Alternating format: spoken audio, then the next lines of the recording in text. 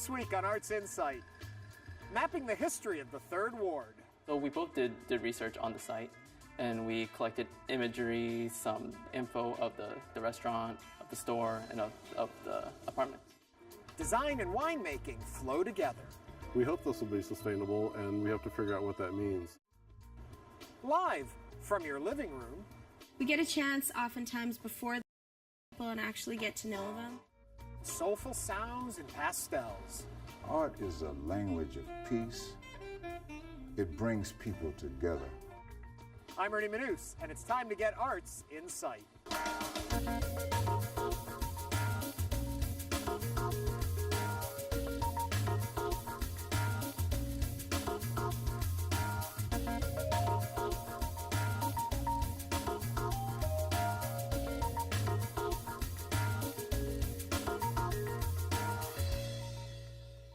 Welcome to Arts InSight, coming to you today from Market Square Park. Now, we all know getting around downtown can be a challenge between all the one-way streets, construction, freeway entrances, and counterflow lanes. We'll show you how a great design is helping commuters and pedestrians find their way around. But first, a different kind of mapping project recently popped up in the Third Ward. A group of design and architect students from the University of Houston worked with Third Ward community leaders to animate history with oversized Google Map-like pins.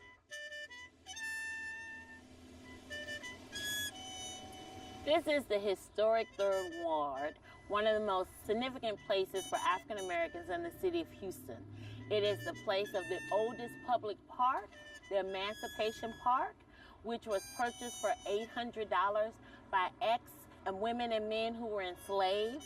This is the home of Texas Southern University and countless number of institutions and places that are significant to Houston's history for African Americans and others. The neighborhood in its heyday was full of vibrancy. African Americans moved into the neighborhood after enslavement as part of their migration into the cities. This is where African Americans lived with a sense of dignity and pride in who they had been and who they aspired to be.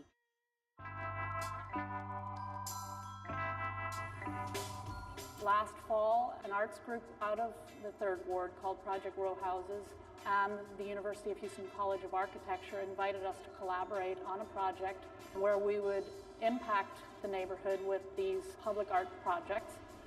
These projects resulted in what we call animating histories, which was looking at the history of the neighborhood, researching it, and then 22 pairs of students from the University of Houston College of Architecture and Design and from the School of Art got together and produced these, what we call pins, which are pretty much like large Google pins that we deployed back out into the environment.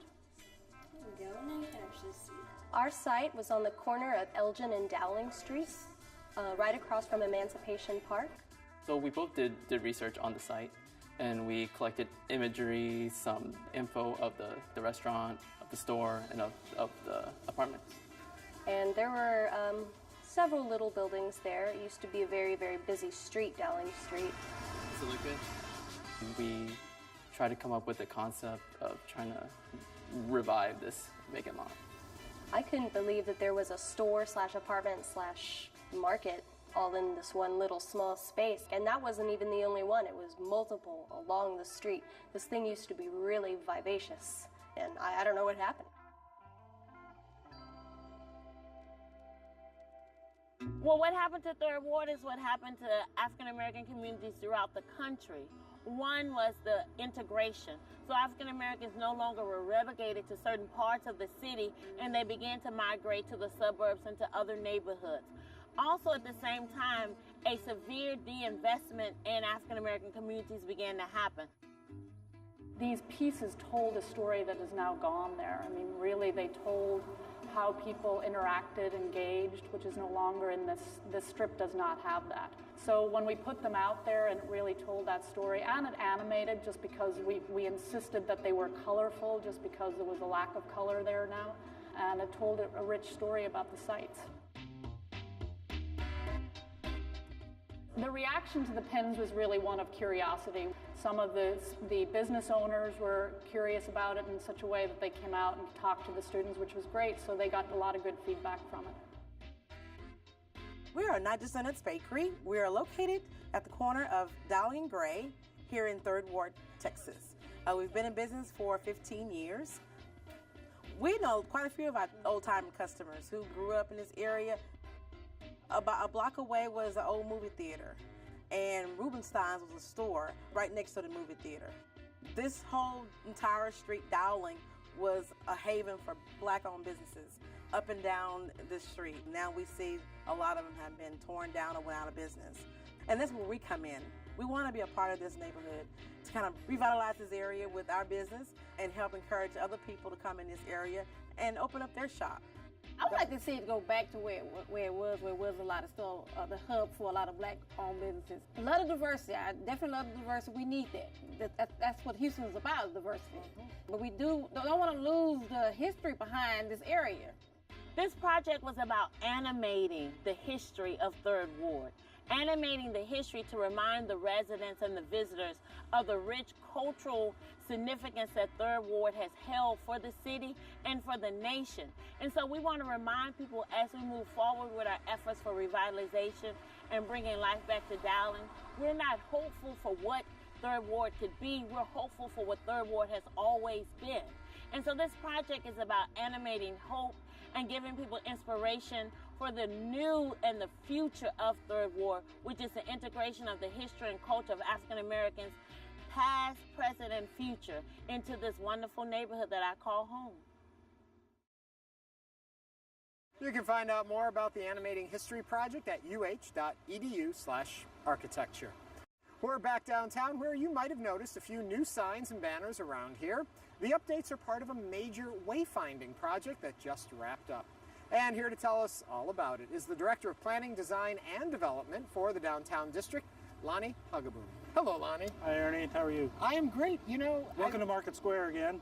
Thank you. What I love about it now is it's an art gallery, too, thanks to what you're working on. Well, there's a lot of great stuff happening in downtown, and one of our most current projects that we've just wrapped up is vehicular wayfinding. We're actually looking at a sign here on Congress Street. So what exactly is the Wayfinder Project? So the Downtown Wayfinding Project is comprised of 66 signs that are distributed across downtown on major streets. The purpose of the messaging is to give drivers some cues about where to drive to, where to turn to get to their destination. In this case, on this sign, we have City Hall, 2 blocks, turn left.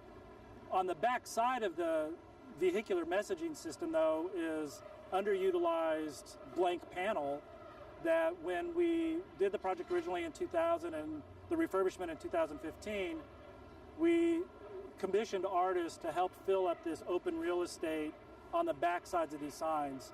At night, both art and vehicular messages are lit from LED light bars, so it really works on an all-day cycle, whether you're in a car or on street, walking past and under the sign. Can you list some of the artists that we have? John Runnels has a couple of different panels. Fiona McGettigan was one of the original artists. Fiona served on the selection panel for this second go-round. She works with Core Design Studio. I think one of the new commissions, which is down on Austin Street, is Nathaniel Donnett. Beautiful, beautiful image with his selection, with his art. One of my personal favorites, though, which I think also speaks loudly to Houston, is Pablo Jimenez Zapiola. With all of the one-way streets and such downtown, yeah. A lot of them are behind you when you go through. But for pedestrians, they can see the art too. I mean, really, the art program is geared to the pedestrian and bicycle experience. We're going against the flow of traffic here, but we're seeing the art and we're seeing the traffic coming at us. There's also lower messaging that's happening on what we call the drop-down panel. That is local pedestrian wayfinding to get to local establishments. What's on the other side in the upper blue panels is larger destinations like City Hall, how to get people driving on Congress to make the right turns as they're trying to get to their destination. Thank you for making our city pop unlike it has before. It's beautiful. Thank you, Lonnie. It's a delight. Thank you. You can find out more about the Wayfinding Project and other major initiatives at downtowndistrict.org. Now, just outside of Kansas City, a couple merge their work in the art world with their second passion, making great wine.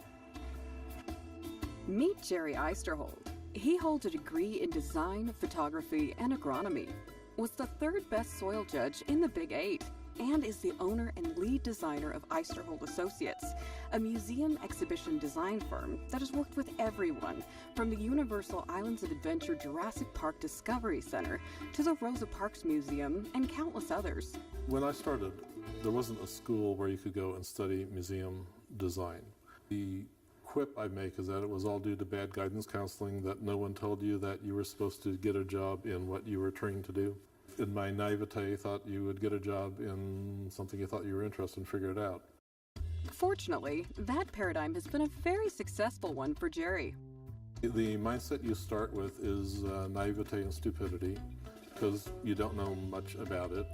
But as you sort of come to learn it, you have to kind of keep mental breadcrumbs as to how you came to learn and understand it and recreate that experience. Take the American Museum of Tort Law. How do you best parcel out a branch of the legal system for the casual patron? We created a series of graphic novels where each different case was assigned to an artist or an illustrator. Well, the concept took about 5 minutes, but the museum we've been working on since 1999. There's a couple of categories of cases that we talked about. This is the one that sort of established the principle of an attractive nuisance. It was a much beloved case, the case of the flaming rat.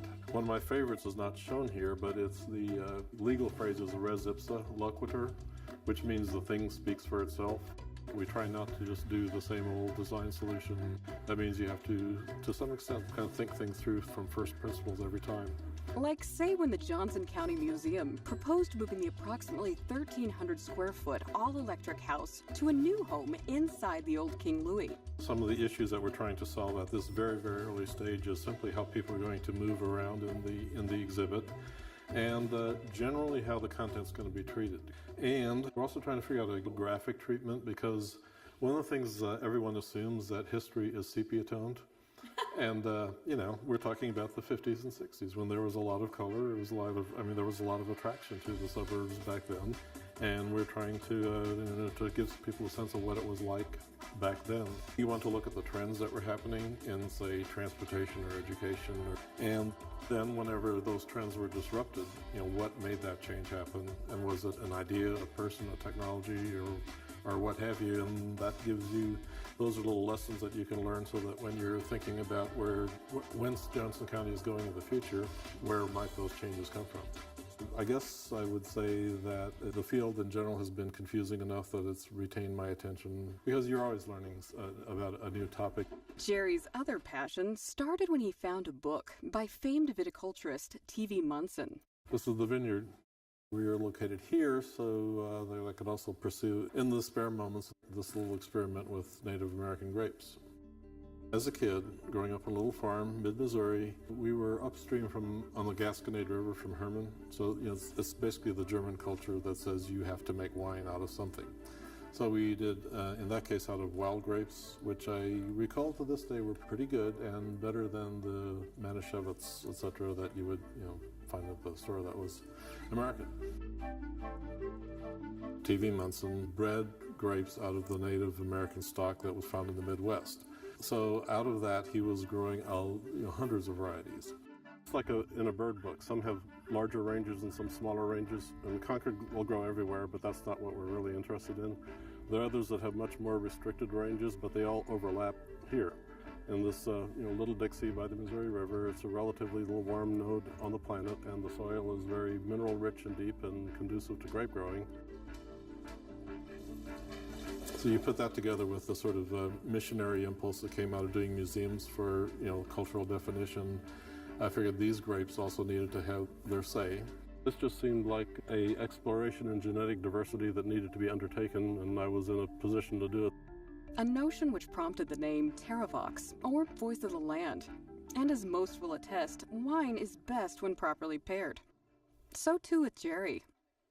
We have friends who like to describe us as food and wine, and so Jerry does the wine part and I do the food. But that's hardly all she does. From the hours of 7 to 3, Kate can be found at the Nelson Atkins Museum of Art, where she's the senior conservator of objects, making incredible discoveries.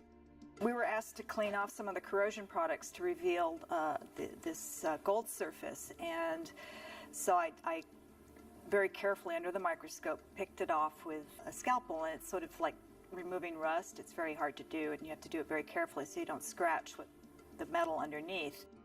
And one of the real pleasures of this was not only revealing the gold, but finding the fingerprint of the last person who actually handled this before it was wrapped in the silk cloth.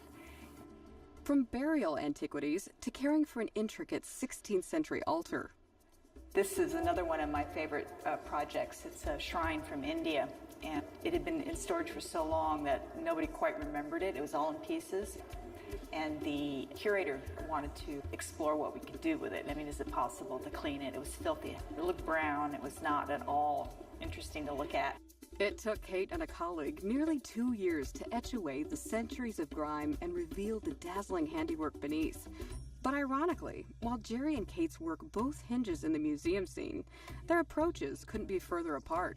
We're kind of professional enemies, actually, because designers want to show art in the best possible way, and they want it on display for a long time. They want lots of light so people can see it. They want to do fun things with the artifacts, and conservators tend to be, well, you know, that's not really a good idea. We're about the preservation side of it, and can't we just put it in the basement in storage and not ever have it out so it'll last forever? So it's a bit of a conflict professionally, but we get along really well. As of last night, we still had the ability to make each other laugh. I think we appreciate the simpler, quieter things in life, although she might not believe it sometimes with the pace that goes on. But there is an appreciation of just being able to sort of sit and have a good meal and a little conversation. I never thought I'd stay in one place for as long as I have. I always thought I'd be traveling around, and what they call a conservation gypsy. Jerry's worked really hard at trying to make it work for me in every way, too. So it's his dream, but it's also mine.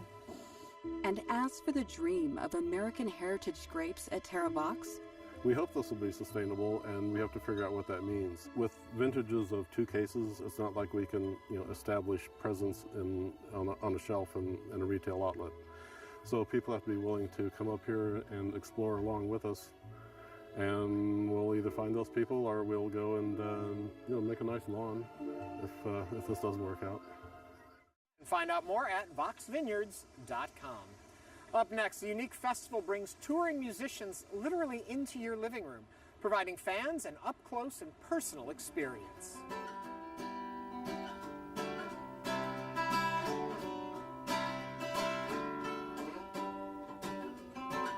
We have a community that has hosts and artists, and the hosts are these music fans that love music so much that they're willing to have it in their living room, go through the work of organizing an event in their home, and give all the money to the artist, and even throw in a guest room for the night and feeding them. And it's just this really romantic notion of what a fan can be. But you wow us with a simple explanation and a vow that's just plausible enough somehow.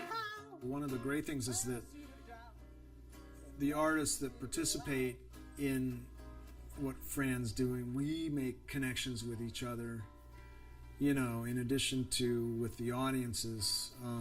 You just kind of grow in your musician family. Everybody sets a totally different atmosphere, and I really liked that because it's not the same place, it's not the same setting. I've never been to this apartment, and everything's just a little different and a little new each time that I get to go to one of these house concerts.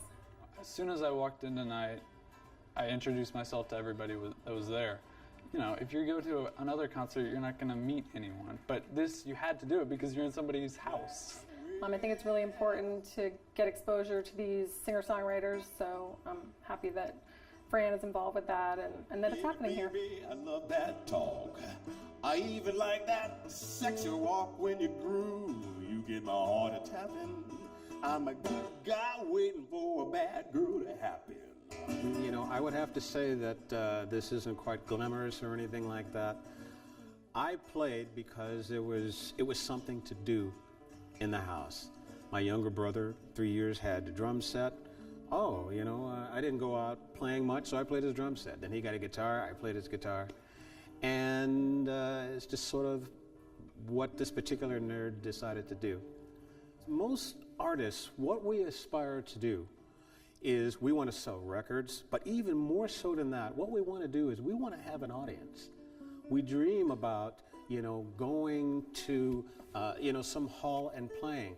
The thing that's most important isn't that you're playing for a ton of people, even though that's welcome. The thing that we really, really want is the fact that there are people sitting down and listening to what we're doing. I've hosted some house concerts myself. The talent out there is just, I can't believe that I'm seeing this talent right in front of me. I also think it would be good for myself just to remind myself who is out there producing music and creating and just have more inspiration. Please put your hands together for the Doll Sisters.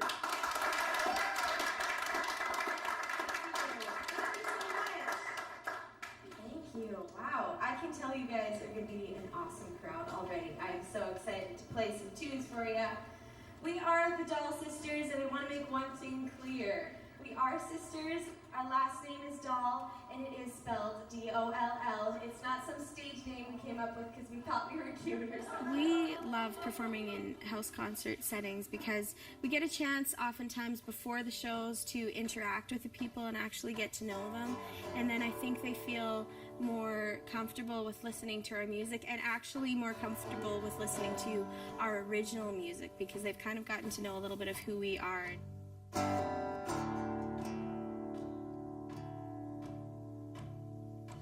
They grew up in a one-horse town in the shade of the mountainside. Men go down as white as snow, come back up as black as night. We like to write about things that I think are important to remember. We've written about our great-grandpa who went off to war and who died in Normandy. I think it's very important to keep history alive, in music especially.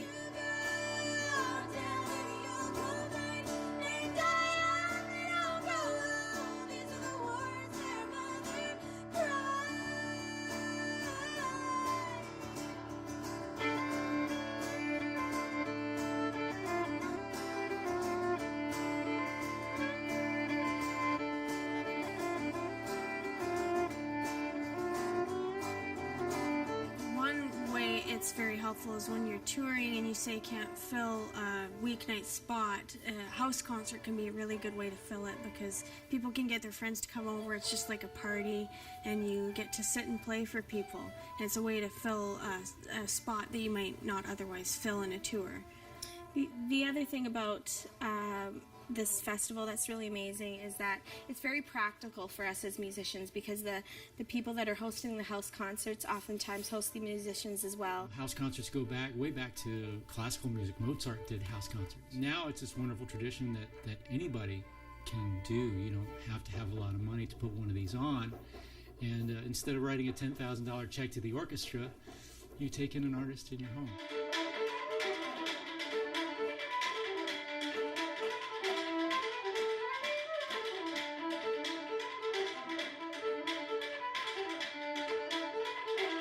Visit listeningroomfestival.com for more information. And finally tonight, a self-taught artist reclaims his creative passion and reimagines the front row seat experience.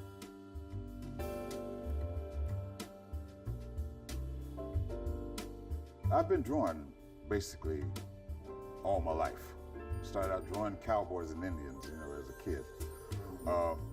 I really think it's been a gift because there were times in my life, long periods of my life, that I dropped it.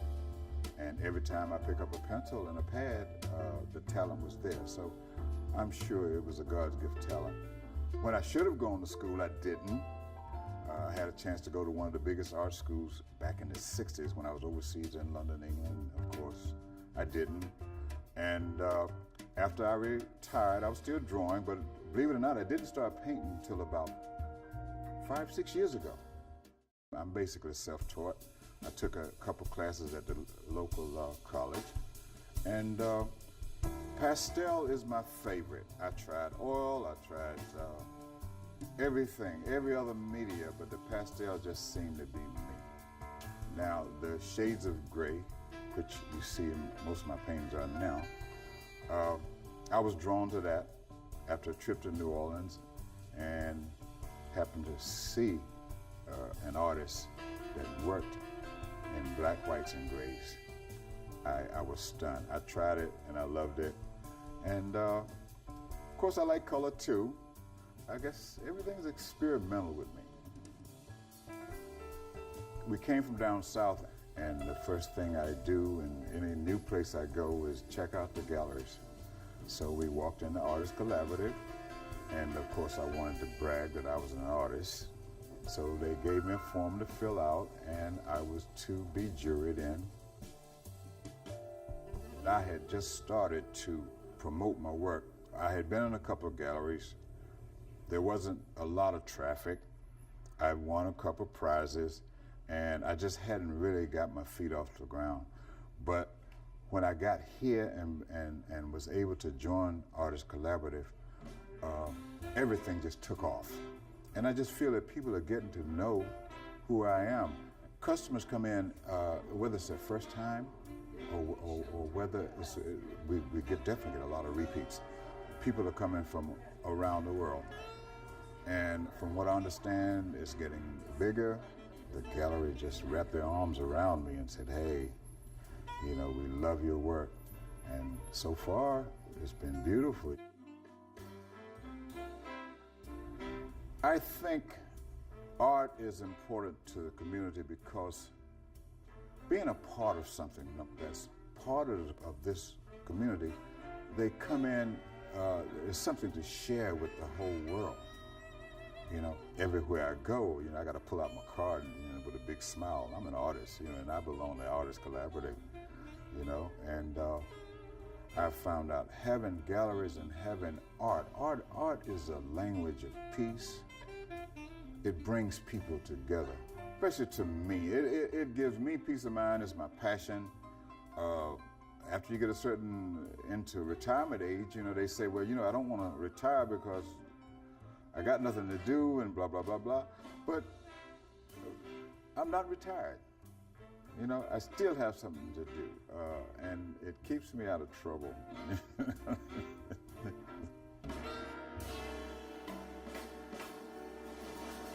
You can find out more at Rufus's Facebook page. And that does it for this edition of Arts Insight. For all of us here at Houston Public Media, I'm Ernie Manous. Thanks for watching, and have a great week.